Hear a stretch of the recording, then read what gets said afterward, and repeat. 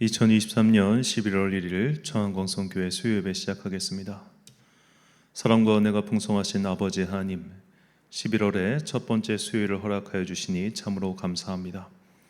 오늘 예배와 그리고 저녁부터 시작하는 다니엘 기도회를 통하여 하나님의 음성을 듣는 은혜가 임하게 하옵소서. 우리의 목자이신 예수 그리스도의 이름으로 기원하옵나이다. 아멘.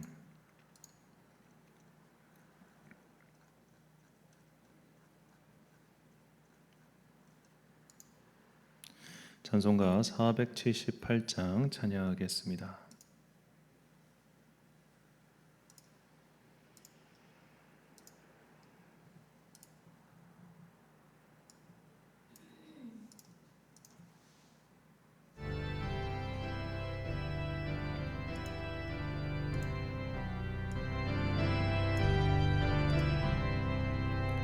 참 아름다워라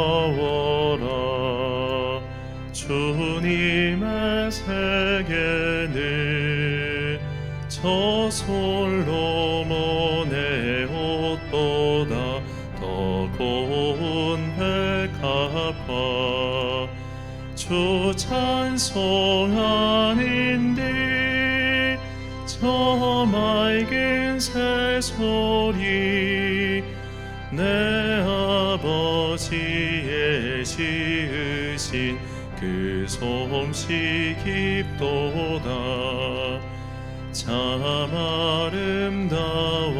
아름다워라 주님의 세계는 저 아침에와 저녁노을 밤하늘 빛난 별 망망한 바다와 늘 푸른 봉우리 다 주 하나님 영광을 잘 드러내도다.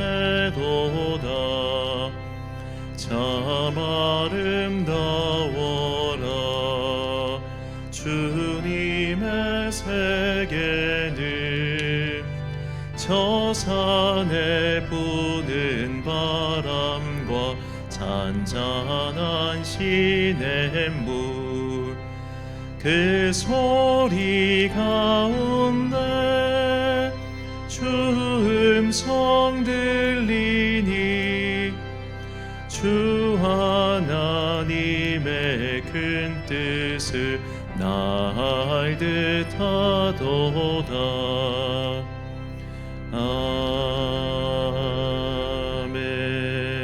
아멘. 예배를 위하여 기도하겠습니다. 사랑과 은혜가 풍성하신 아버지 하나님, 오늘도 우리를 주님의 전으로 인도하시어 이렇게 예배를 드릴 수 있도록 은혜 베풀어 주시니 감사합니다. 오늘은 특별히 11월의 첫날입니다. 주님께서 이제 남아있는 2023년 이 두 달간의 시간 동안 우리에게 더욱더 크신 은혜 베풀어 주시기를 간절히 소망합니다. 오늘부터 시작되는 다니엘 기도회 위에 주님께서 한량없는 은혜를 부어 주옵소서. 그리하여 우리의 영혼이 그동안 잘못 갔던 길에서 되돌아와 주님께서 가라고 하시는 그 놀랍고도 신비롭고도 은혜로운 길을 찾아서 또한 은혜의 꼴을 마시며 살아가는 주의 자녀들 되게 하여 주옵소서. 섬기시는 강사님들과 모든 스태프들 위해 함께 하시고 특별히 모든 방송의 과정이 잘 송출될 수 있도록 주님께서 맡은 자들에게 능력과 은혜를 부어 주옵소서. 우리에게 하나님의 말씀을 허락해 주시니 참으로 감사합니다. 말씀을 받을 수 없는 죄인들이었으나 주님께서 우리에게 한량없는 은혜를 베푸시어 생명의 말씀을 주셨습니다. 이 생명의 말씀을 가슴 깊이 감사히 받아들이고 이 생명의 길을 따라가는 진리의 자녀들 되게 하여 주옵소서. 이제 주님의 말씀을 듣습니다. 이 말씀이 험한 세상, 어두운 세상 살아가는 우리에게 의의 등대가 되기를 간절히 소망하며 이 모든 말씀 우리 구주 예수 그리스도의 이름으로 기도드립니다. 아멘. 오늘 우리에게 주신 하나님의 말씀 열왕기상 19장 11절부터 13절까지 말씀입니다. 열왕기상 19장 11절부터 13절까지의 말씀 이제 봉독하겠습니다. 하나님의 말씀 경청하십시오. 여호와께서 이르시되 너는 나가서 여호와 앞에서 산에 서라 하시더니 여호와께서 지나가시는데 여호와 앞에 크고 강한 바람이 산을 가르고 바위를 부수나 바람 가운데 여호와께서 계시지 아니하며 바람 후에 지진이 있으나 지진 가운데도 여호와께서 계시지 아니하며 또 지진 후에 불이 있으나 불 가운데도 여호와께서 계시지 아니하더니 불 후에 세미한 소리가 있는지라. 엘리야가 듣고 겉옷으로 얼굴을 가리고 나가 굴 어귀의 섬에 소리가 그에게 임하여 이르시되 엘리야야 내가 어찌하여 여기 있느냐. 아멘. 목자는 다양한 신호를 보낸다라는 제목으로 하나님의 말씀 선포하겠습니다. 오늘 우리가 함께 읽어볼 책은 하나님의 음성 듣기와 분별이라는 제목의 책입니다. 저자는 에스더 권 선교사님이십니다. 저희 에스더 권 선교사님은 저도 정확하게 기억은 나지 않는데 2018년도 이 다니엘 기도의 강사로도 초빙받으신 적이 있습니다. 자, 일단 이분이 하나님의 음성을 듣고 주님의 자녀가 된 계기 자체가 굉장히 좀 가슴이 아프죠. 일단 먼저 그의 아버지가 스스로 생명을 끊어서 생을 마감하셨습니다. 그리고 마치 무에 홀린 듯 그분의 둘째 오빠도 따라서 스스로 생을 마감하셨고 그녀의 첫째 오빠도 이윽고 따라서 생을 마감했습니다. 정말로 우리가 말하는 그 소위 자살의 영이 그의 집안을 점령한 것은 아니었을까 하는 생각이 들 정도로 그녀는 참으로 참 어려운 시절을 보냈죠. 그래서 그녀 또한 그런 영에 이끌리듯이 나도 죽어야겠다라는 생각이 들어서 스스로 목숨을 끊으려고 하셨습니다. 그런데 그때 하나님의 음성이 들렸대요. 사랑하는 딸아 멈춰라 라고 말이죠. 그래서 그분은 그때부터 이 하나님의 음성 듣기를 갈망하고 또 그것을 열심히 훈련하여 선교사로 또 헌신하시고 자신의 이런 기도의 경험들, 체험의 경험들을 잘 정리해서 책으로 내셨습니다. 제가 알기로는 이게 그분의 6번째 책인가 그걸로 알고 있습니다.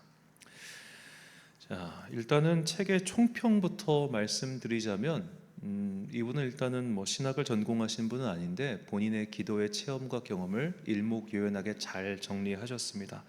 그래서 특히 이제 성도님들께서 읽으시기에도 크게 부담되지 않은 괜찮은 내용의 책입니다. 자, 아쉬운 점이 있다면 역시 편집입니다. 제가 자주 편집에 대해서 말씀드리는데 왜냐하면 물론 좋은 글은 저자가 처음부터 끝까지 다 글을 잘 쓰면 좋은 글이 됩니다만 이제 그렇게 필력 있게 몇백 페이지를 일관적으로 쓸 수 있는 사람이 많지 않습니다. 특히 이제 설교자 같은 경우는 그런 식의 글쓰기가 익숙하지 않아요. 우리는 아무래도 이제 비유하자면 에세이 같은 단편집을 쓰는 게 익숙하지 소설과 같은 장문을 쓰는 게 익숙하지 않은 사람들입니다. 그러니까 그래서 이런 신학 서적들이 이런 좀 한계가 분명히 있어요. 신앙 서적, 신학 서적이. 그래서 편집자의 역할이 참 중요한데 이 책을 만약에 편집자가 조금 더 쉽게 편집을 했더라면 독자들로 하여금 좀 더 읽기가 수월하지 않았을까 그런 생각이 듭니다. 자, 일단 이분은 이 하나님의 음성 듣기를 무엇에 비유하느냐, 이 목자와 양의 관계로 비유를 해요. 그래서 목자가 비단 자기의 음성으로만 양에게 신호를 보내는 것이 아니죠.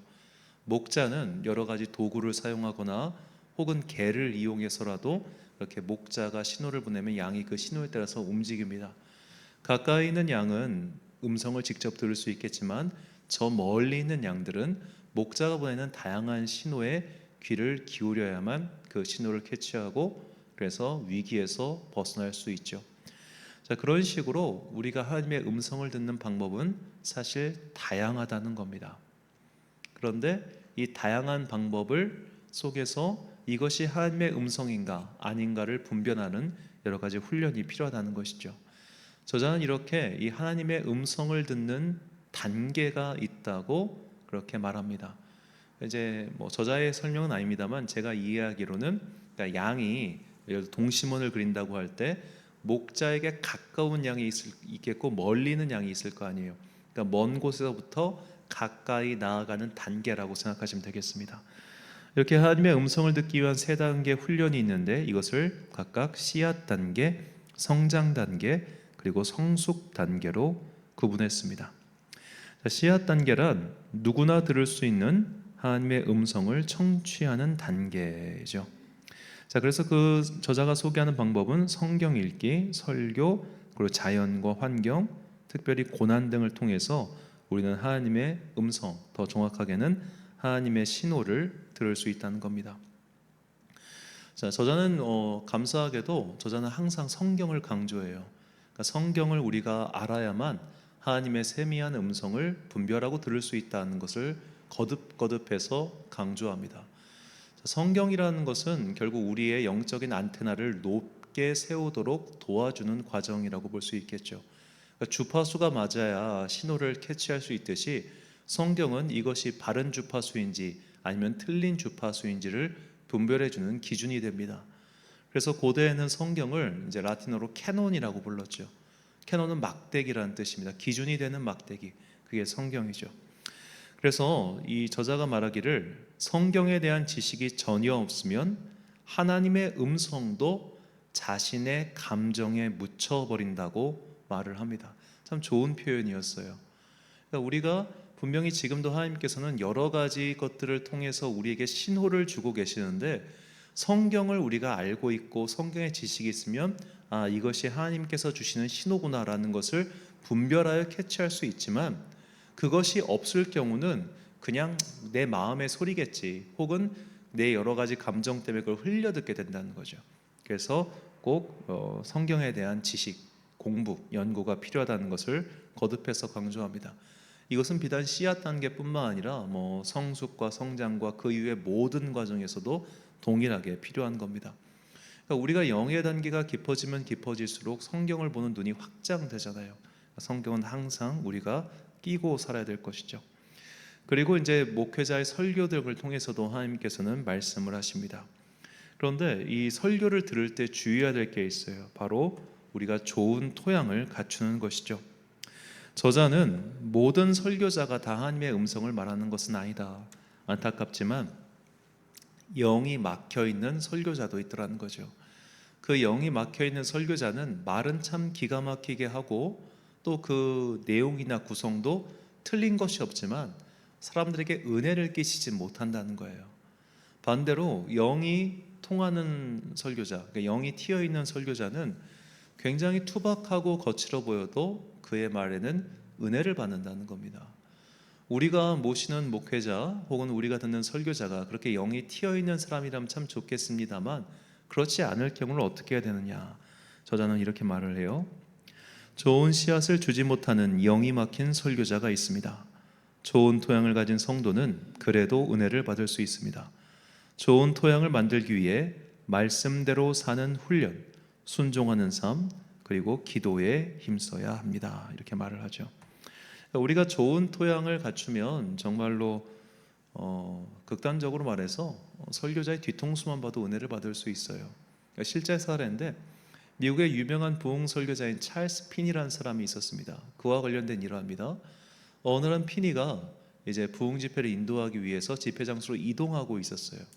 그런데 그 이동하는 모습을 보고 성령 체험을 했던 성도가 있었습니다. 그게 뭐예요? 무슨 피니, 그 찰스 피니가 무슨 예수 그리스도입니까? 그런 게 아니잖아요. 그런데도 은혜를 받았어요. 왜냐하면 그분이 그만큼 간절하게 주님을 사모하는 마음으로 그 부흥회로 이동하고 있었기 때문일 겁니다. 이런 식으로 우리가 내 영이 간절하고 좋은 토양을 가지고 있으면 설교자의 어떤 능력 유무와 상관없이 우리가 은혜를 받아요. 예배 시작 전 찬송에도 받을 수 있고 누군가의 기도를 통해서 받을 수 있고 혹은 정말로 뜻하지 못한 여러 가지로 은혜를 받고 음성을 들을 수 있다는 겁니다. 그렇기 때문에 자꾸만 설교자 핑계, 목회자 핑계를 대는 것은 사실 나에게 아무런 도움이 되지 않죠. 왜냐하면 내가 그를 바꿀 수 없기 때문입니다. 내가 바꿀 수 있는 것은 나 자신뿐이니 내가 좋은 토양을 갖추기 위해 노력하는 것, 이게 참 중요하죠. 자, 그리고 이제 이 씨앗 단계에서 우리가 기도할 때 참 중요할, 아주 주의해야 될 게 있습니다. 그것은 바로 우리가 기도할 때 때로는 사탄의 음성을 듣게 된다는 거예요. 자, 기도할 때 사탄의 음성을 듣는다. 이게 무슨 말인가? 자, 우리가 기도를 해보면 알겠지만 기도를 하다가 중간에 분심이라고 하는 마음에 여러 가지 분주함과 헛생각이 들 때가 있습니다. 그런 생각들이 기도를 방해하는 사탄의 소리라는 것이죠. 저자가 이런 말을 해요. 기도 중에 유난히 번잡하고 분주한 생각이 드는 것은 악한 영이 기도를 방해하기 위해 환경을 어지럽게 하는 것입니다. 자, 이 부분을 좀 성도님께서 꼭 기억하셨으면 좋겠습니다. 번잡하고 분주한 생각, 악한 영이 기도를 방해한다. 그러니까 저도 그렇습니다만 이게 새벽마다 혹은 제 개인의 기도를 할 때마다 자꾸만 딴 생각이 들어요. 기도에 집중해야 되는데 기도 끝나면 뭐 해야지? 이거 끝나면 뭐 해야지? 오늘 뭐 해야지? 이런 생각들. 특히 새벽 기도할 때마다 그 생각 정말 많이 드는데 이런 것들을 분심이라고 부릅니다. 분주하고 우리의 영을 방해하는 생각들이죠. 이런 생각들에 우리가 사로잡히면 그날 기도를 헛되이 날릴 수 있습니다. 그렇기 때문에 그런 분심을 가라앉히기 위해서 시간을 꼭 들여서 기도를 해야 돼요. 그래서 예전에 저자가 하는 말은 아닙니다만 옛날 믿음의 선배들은 이렇게 분심이 일어나는 것을 가라앉히기 위해서 예수 기도라는 걸 드렸어요. 하나님의 아들 예수 그리스도시여 나를 불쌍히 여기소서. 이 짧은 기도의 문구를 10분에서 15분 정도 계속 반복하는 겁니다. 그 문구를 반복하다 보면 내 마음이 착 가라앉고 평정심이 찾아오고 고요한 단계에 이른다는 것이죠. 모두에게 동일하게 적용시킬 수는 없겠습니다만 이런 것도 하나의 방법이다라는 것을 기억하셨으면 좋겠습니다. 자, 이렇게 씨앗 단계를 거치면 두 번째 단계로 성장 단계가 있습니다. 성장 단계는 훈련을 통해서 하나님의 음성을 듣는 단계입니다. 특별히 이 훈련은 좀 혹독한 훈련이에요. 여러 가지 혹독한 훈련을 거쳐서 하나님의 음성을 듣는 단계로서 외부의 환경이 아닌 내면에서 들리는 성령님의 음성, 이것을 좀 청취하기 위해서 노력하는 단계라고 할 수 있겠죠. 그래서 이 단계에 이르기 위해서 그는 영적 돌파라는 말을 쓰는데 5가지 훈련 방법을 제시합니다. 이 5가지 훈련 방법을 제시하면서 그가 드는 예가 탕자예요. 그러니까 탕자의 어떤 삶과 이후의 과정을 통해서 이런 영적 단계, 영적 돌파를 위한 훈련 방법을 제시하는데 첫 번째로는 하나님의 품에서 안식, 즉 탕자가 돌아오는 것처럼 그의 품에서 안식을 하고 그러면서 이제 자녀로서 하나님의 말씀에 순종하고 이제는 믿음으로 행하며 그리고 믿음으로 행한 것에 대한 결과를 주님께 맡기는 것, 즉 나의 욕심과 나의 생각을 내려놓는 단계가 필요하고 마지막 5번째가 선순환, 이런 것들이 계속해서 반복해서 일어나는 것입니다. 즉 하나님의 음성을 듣고 순종하고 또 행하며 그 결과에 대해서 내려놓고 다시 또 순종하고 행하고 내려놓는 이 순환, 이런 선순환이 반복되는 것이 영적인 성장이며 이런 영적인 성장을 통해서 우리는 우리의 내면에서 활동하시는 성령님의 음성을 듣는 단계에 이른다는 것입니다. 자꾸만 외부에서 듣는 게 아니라 내 안에서 나에게 말씀하시는 성령님의 음성을 듣는 단계. 그러니까 이전까지 어떻게 보면 하나님의 음성을 듣는 것이 마치 라디오에 안테나를 켜놓고 모두에게 공통적으로 전파되는 그 주파수를 캐치하는 것이었다면 이제는 하나님과 나 사이에 1대1의 무전기가 생겼다고 생각하시면 되겠어요. 그렇게 무전기를 만들고 무전기를 통해서 하나님의 음성을 직접 듣는 단계가 성장의 단계라는 겁니다. 이 성장의 단계와 씨앗 단계의 차이를 저자는 이렇게 설명해요. 씨앗 단계에서는 깊은 영의 영역에서 하나님의 음성을 경험하기보다 혼과 육체적인 감각에서 경험합니다. 아직 영적인 성장이 미숙한 단계이므로 성령께서도 외적인 통로를 통해 혹은 생각과 감정을 통해 주로 하나님의 음성을 투영하십니다.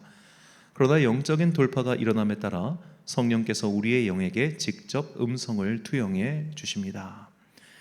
자, 이렇게 직접 음성을 듣는 단계가 성장의 단계라면 이제는 성숙의 단계에 이르러야 합니다.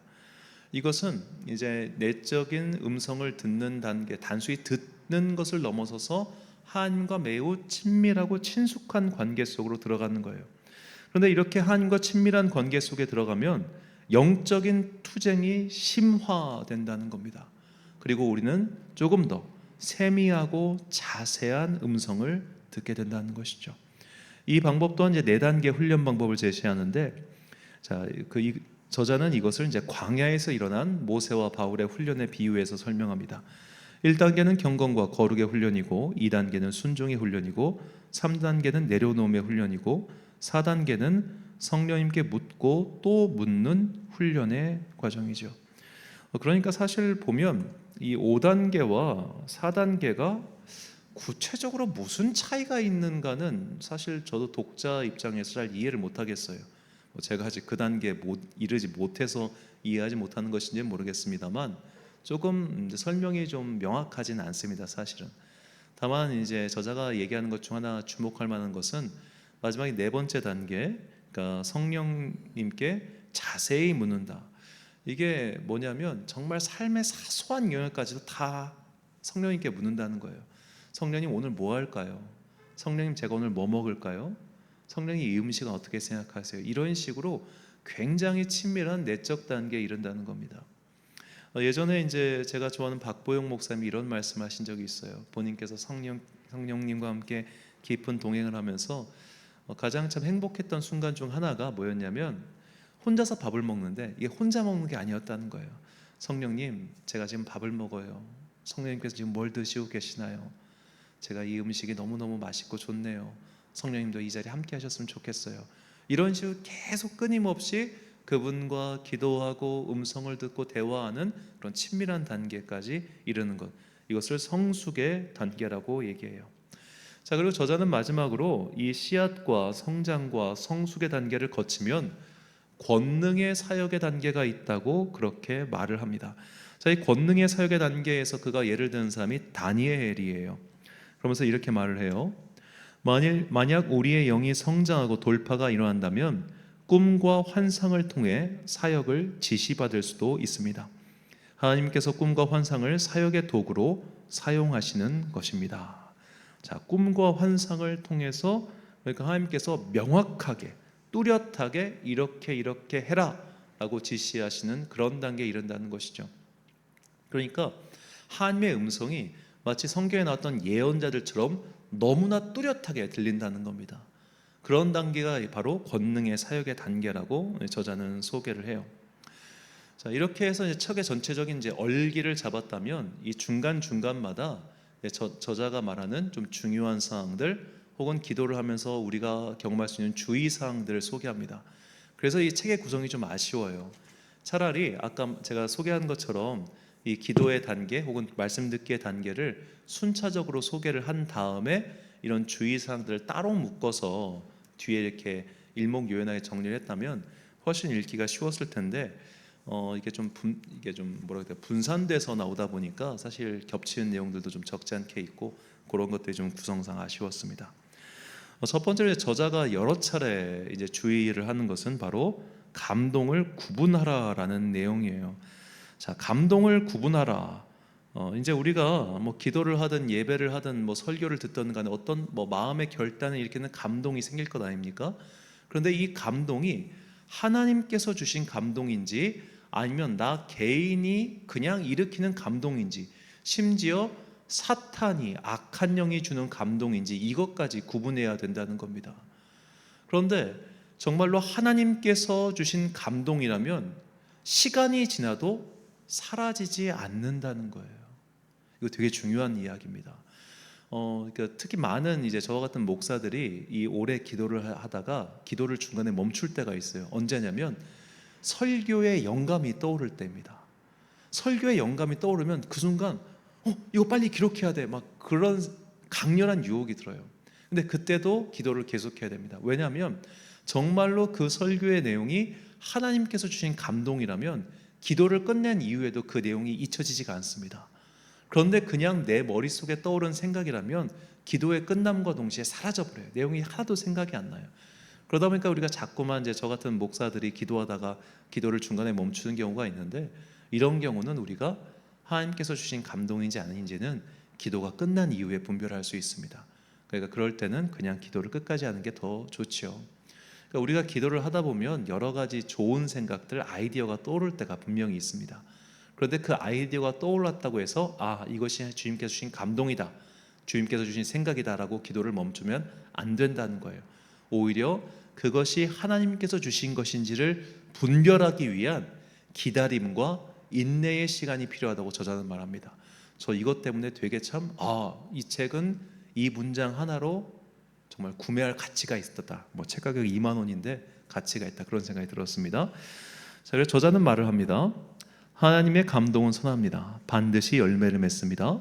반대로 사탄이 주입한 생각이라면 결과가 악하게 나타납니다.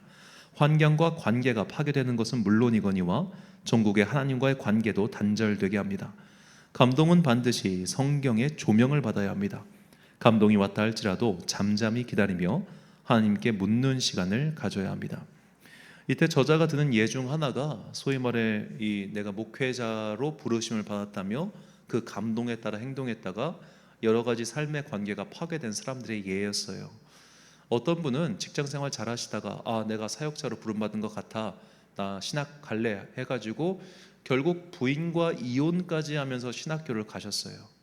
그럼 이게 정말 하나님께 감동을 받은 것이냐? 하나님께서 주신 감동이라면 주변의 관계를 파괴시키지 않는다는 겁니다. 더군다나 믿는 사람들과의 관계라면 더 말할 나위가 없겠죠. 이게 우리가 참 그래서 분별이 필요한 이유가 여기 있어요.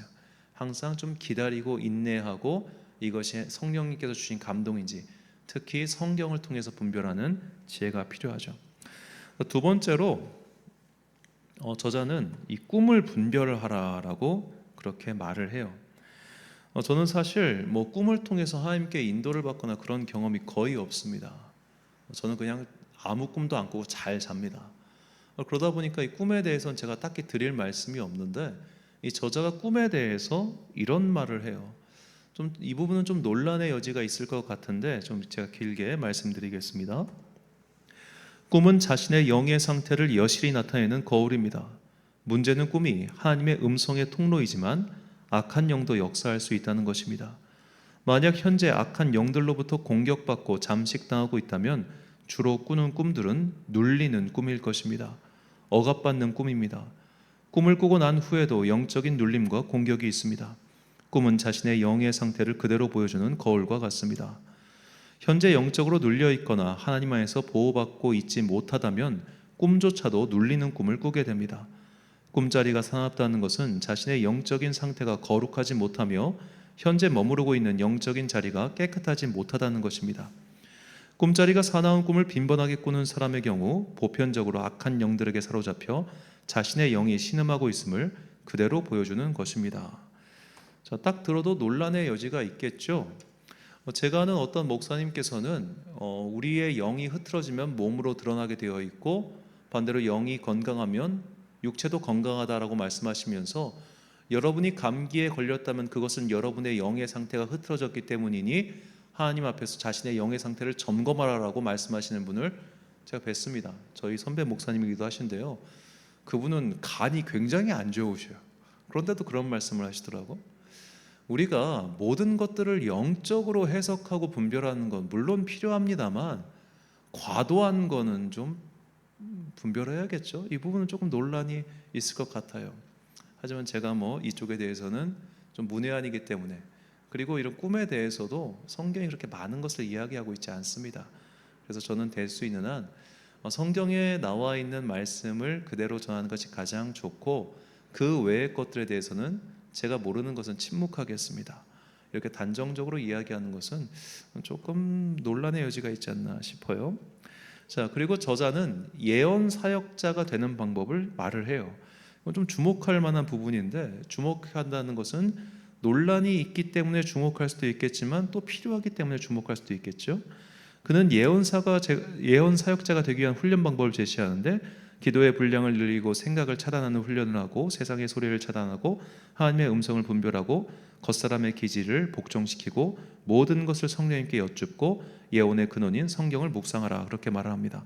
근데 이 저자가 말하는 이 예언 사역자란 정말로 누군가의 앞날을 예언하는 그런 예언 사역을 뜻해요. 그러니까 이제 성경에서 말하는 예언 사역은 두 가지가 있습니다. 하나는 하나님의 말씀을 받아서 우리가 그것을 해석하여 설교하는 오늘날 설교자로서의 예언 사역 훈련이 있고, 두 번째는 성경에 나오는 것처럼 뭐 여러 가지 성경에 나오는 여러 예언자들처럼 정말 미래의 일들을 말하는 그런 예언을 얘기하는데, 저자는 이 미래의 일을 예언하는 예언 사역자를 지금 말하고 있어요. 그러니까 예언 사역도 그는 단계로 구분을 합니다. 1단계부터 5단계까지 나와요. 그러니까 조금 이게 저자는 약간 이런 걸 좋아하셔서 그렇겠지만 모든 걸 다 단계화 훈련화 시켜요. 물론 그러면 이제 읽는 사람 입장에서는 좀 체계적이니까 편하긴 한데 모든 것들이 다 그렇게 깔끔하게 나뉘는 것은 아니라고 저는 생각합니다. 그래서 예언의 1단계, 예언의 2단계, 예언의 3단계, 예언의 4단계, 뭐 예언의 5단계까지 나오고, 예언의 4단계부터는 비로소 당신이 예언의 은사를 받은 예언 사역을 할 수 있다, 이렇게 말을 하는데, 이것도 조금 논란의 여지는 있을 것 같습니다. 자, 제가 또 이제 좋아했던 내용인데요. 그는 이제 금식 기도에 대해서 이렇게 말을 해요. 금식 기도에는 유익이 있는데 어떤 유익이 있는가? 금식을 통해 겉사람들의 기질들이 제어되므로 상대적으로 속사람이신 성령님의 음성이 더 선명히 투영되기 때문입니다. 금식을 통해 육의 귀가 잠잠해지고 영의 귀가 열리게 됩니다. 금식의 기간이 길어질수록 영이 더욱 활성화되고 민감해지는 것입니다. 혈과 육을 복종시키는 행위이므로 그 자체만으로도 능력이 있습니다. 금식은 무엇을 얻고자 하는 시위가 아니라 하나님의 말씀에 순종하도록 나를 깨뜨려 버리는 거룩한 행보입니다. 자, 이 부분은 제가 정말 크게 동의를 하는 부분입니다. 저도 이제 뭐 때가 되면은 항상 좀 장기간의 금식을 하는데, 그 금식을 하는 이유는 제가 특별한 기도 제목이 있어서가 아니라 되게 이제 힘은 빠져요. 그렇다고 제가 무슨 어느 정치인처럼 소금과 물로만 금식하는 그런 것은 아니고, 일상의 생활, 최소한의 생활은 영위를 해야 되기 때문에 나름 뭐 방법을 써서 금식을 하고 있습니다만, 그래도 힘은 없습니다. 특히 이제 설교를 할 때 진짜 힘이 없어요. 그런데 이렇게 힘이 쭉 빠진 상태에서 어떻게든 이 강대상 부여잡고 목소리를 내다보면 온몸에 식은땀이 흐르면서 동시에 제 안에서 뭔가 채워지는 기이한 힘이 있습니다.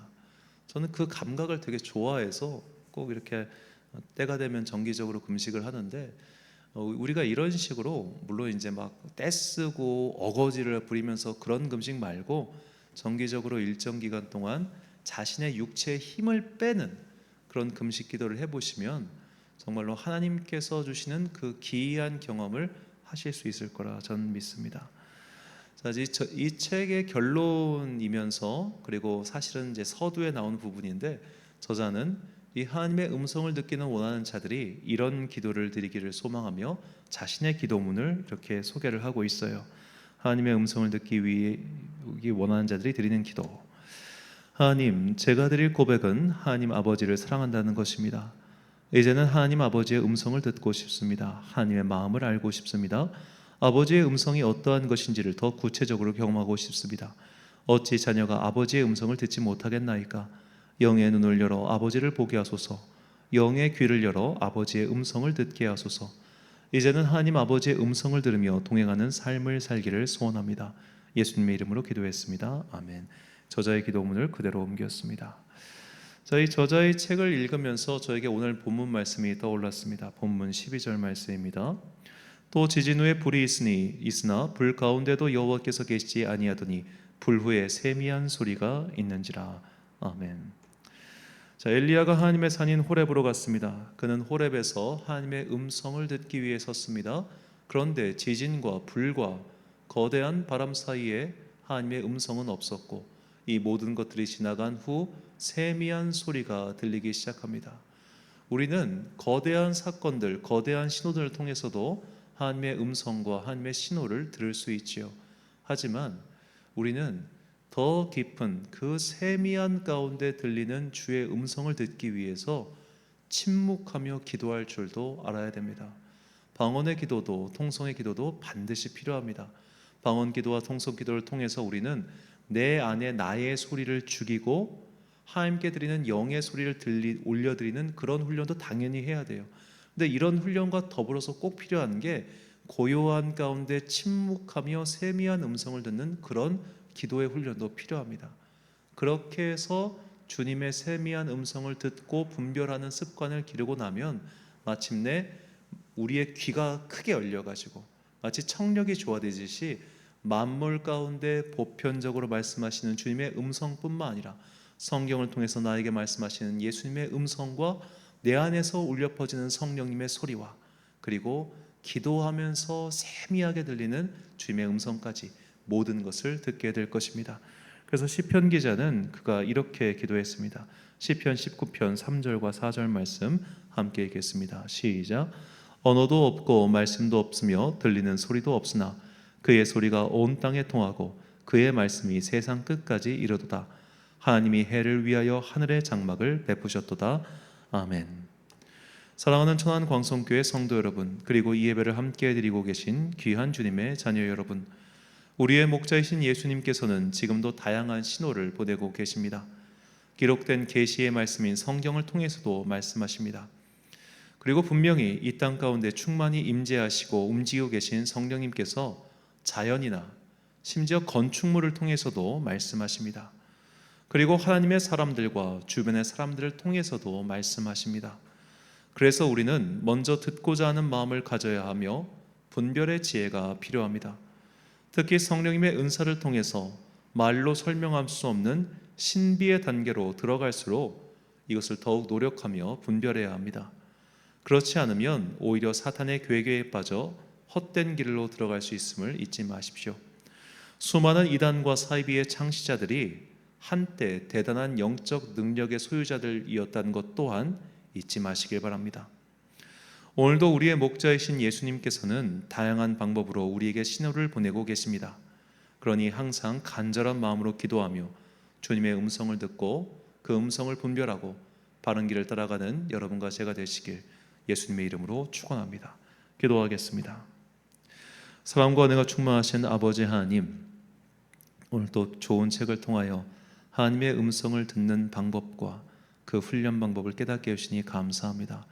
주님께서는 오늘도 여러 가지 방법을 통해서 우리에게 신호를 보내고 계십니다. 내가 멀리 있든 가까이 있든 그 음성을, 그 신호를 들을 수 있도록 이제 나의 영의 귀를 열어 주옵소서. 그리고 항상 겸손하고 순종하는 마음으로 하나님의 말씀을 청종하여 우리의 영적 지경이 넓어지고 그리하여 주님의 세미한 음성까지 들을 수 있는 귀한 주의 양들 되게 하여 주옵소서. 이제 하나님의 자녀로서 그 권세가 회복되었으니 그 우리의 영적 아버지이신 주님과 깊이 있는 교감을 나누는 진정한 주의 자녀 되기를 간절히 소망하며 이 모든 말씀 우리 구주 예수 그리스도의 이름으로 기도드립니다. 아멘. 찬송가 204장 찬양하겠습니다.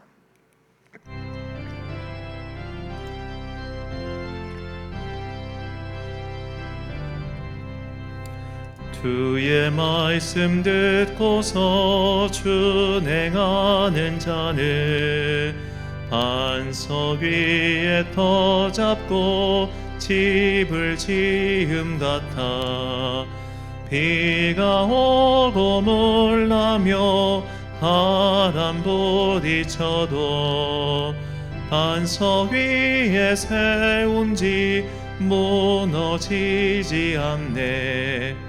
잘 짓고 잘 짓세 우리 집 잘 짓세 만세 반석 위에다 우리 집 잘 짓세 주의 말씀 듣고도 행치 않는 자는 모래 위에 터 닦고 집을 지음 같아 비가 오고 물나며 바람 부딪힐 때 모래 위에 세운 집 크게 부딪히네. 잘 짓고 잘 짓세 우리 집 잘 짓세 만세 반석 위에다 우리 집 잘 짓세 사람들 집을 짓는 자니 반석 위가 아니면 모래 위에 짓네. 우리 구주 오셔서 지은 상을 줄 때 세운 공로 따라서 영영상 벌 주리. 잘 짓고 잘 짓세 우리 집 잘 짓세. 만세 반서 위에다 우리 집 잘 짓세. 주기도문하심으로 수요일 예배 마치겠습니다. 하늘에 계신 우리 아버지, 아버지의 이름을 거룩하게 하시며 아버지의 나라가 오게 하시며 아버지의 뜻이 하늘에서와 같이 땅에서도 이루어지게 하소서. 오늘 우리에게 일용할 양식을 주시고 우리가 우리에게 잘못한 사람을 용서하여 준 것 같이 우리 죄를 용서하여 주시고 우리를 시험에 빠지지 않게 하시고 악에서 구하소서. 나라와 권능과 영광이 영원히 아버지의 것입니다. 아멘.